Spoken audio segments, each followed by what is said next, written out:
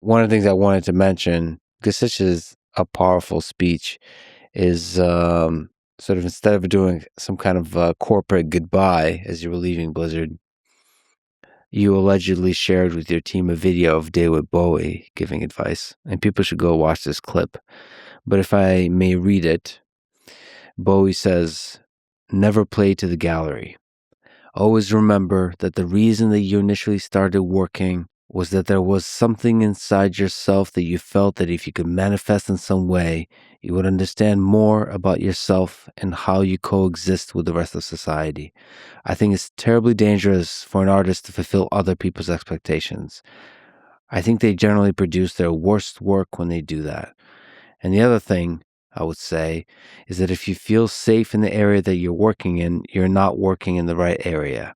Always go a little further into the water than you feel you're capable of being in. Go a little bit out of your depth.